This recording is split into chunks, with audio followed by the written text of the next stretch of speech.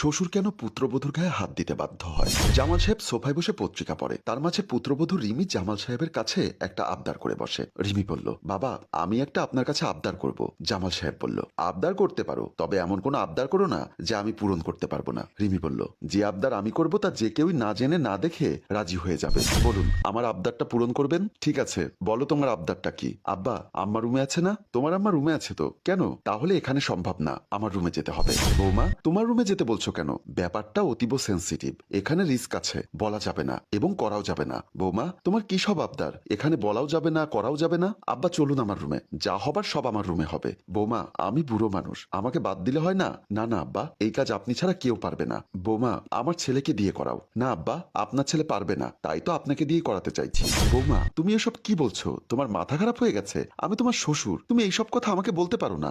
আপনাকে দেখছি জোর করে করাতে হবে। এরই মাঝে মমতা ভিতর থেকে আসে এবং বলে, তোমরা দুজন মিলে কি গুজুর গুজুর ফুসুর ফুসুর করছো? বৌমা বলছিল তুমি রুমে একা একা কি করছিলে। মা আপনারা কথা বলুন, আমি আমার রুমে গেলাম।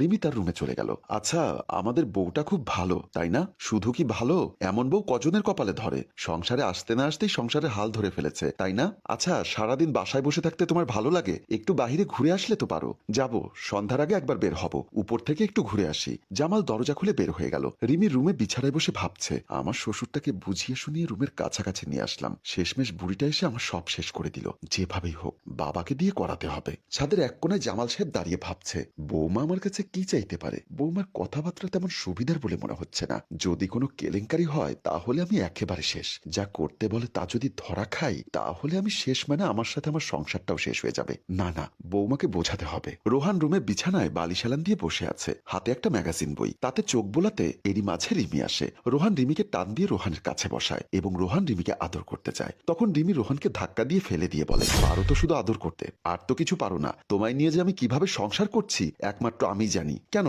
আমি তোমাকে কম কিছু করেছি নাকি? তুমি আমাকে যা করেছো অন্য কোনো মেয়ে হলে এতদিন তোমায় ছেড়ে চলে যেত। তুমি যাচ্ছ না কেন? তুমিও চলে যাও। কে তোমাকে হাতে পায়ে রশি বেঁধে রেখেছে?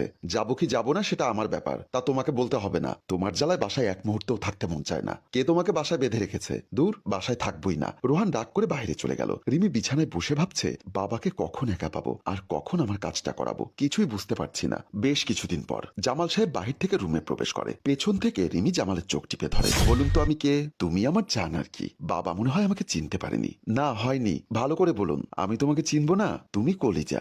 বাবা আমায় মা মনে করেছে। ছি ছি। জামাল পেছনে হাত দিয়ে হাত ঘোরাতেই রিমির নরম জায়গায় হাত পড়ে। রিমি তখন কি করবে বুঝতে পারছে না। দরজার ফাঁকা দিয়ে তা দেখে মমতা।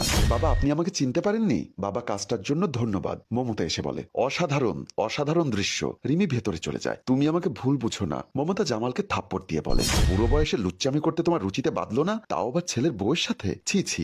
জামাল বলল, তোমার চোখের দেখা যে ভুল আছে তা আমি প্রমাণ করে দিব।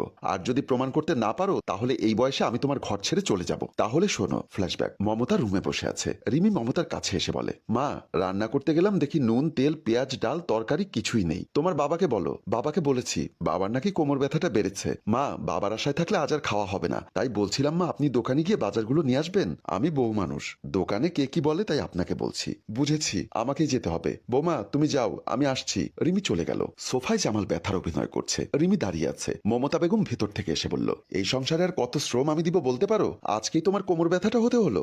মা বলছি আমি কি আপনার সাথে আসবো? একসাথে বাজারগুলো নিয়ে আসবো।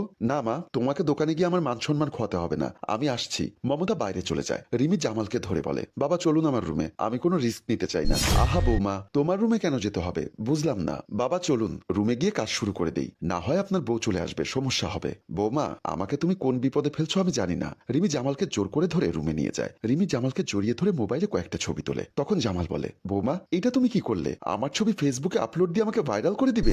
আমার আত্মীয় স্বজন দেখলে কি মনে করবে একবার ভেবেছো?